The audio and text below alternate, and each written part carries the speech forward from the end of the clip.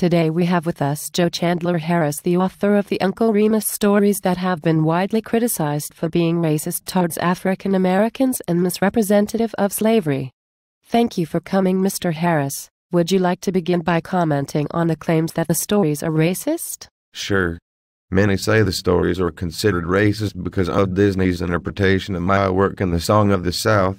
Disney did a wonderful job with the interpretation, but the year the movie released was past the time the stories were meant for, and the historical references were misinterpreted as offensive. What type of historical references are you referring to? I am referring to the references to slavery and the attitude of Uncle Remus.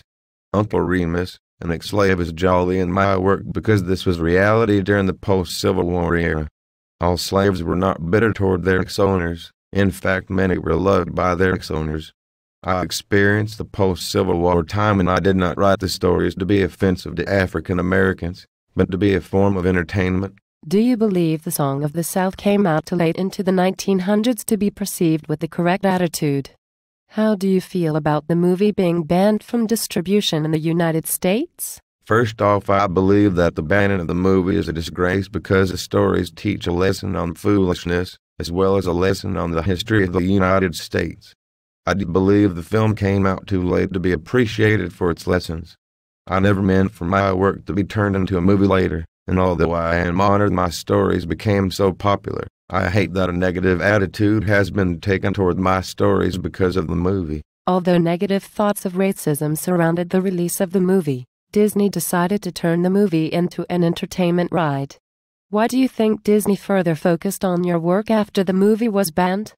How do you feel about the changes Disney made to your stories to exclude any racial slurs in the ride? I feel that Disney made the story into a ride in spite of the backlash of the film because the story contains an undeniable lesson of foolishness for children despite the historical context.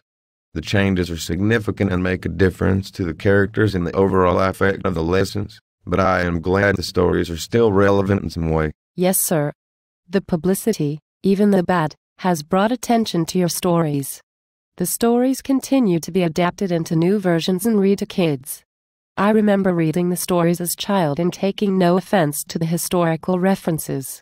What would you say to any reader that felt the content was racist against blacks? Firstly, I would apologize for any material the reader found offensive, and I would then explain to the reader that I wrote from experiences and the realities of the post-Civil War era. The stories, although not representative of all slave situations, do represent some. I did not support slavery, and through my stories I only hope to show the oral traditions of African Americans and the lessons they could teach. Our time is up, but thank you for your words. The Uncle Remus stories will live on in many ways. We will be back after the break with Sherman Alexie. Stay tuned.